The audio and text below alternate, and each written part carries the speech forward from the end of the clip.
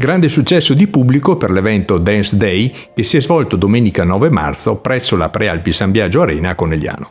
15 società sportive e 300 atleti, di cui 30 diversamente abili, provenienti dal Triveneto, hanno partecipato alle gare di ballo di varie categorie.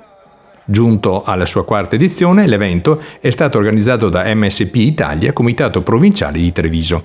Abbiamo intervistato il maestro di ballo Mario Quintiero.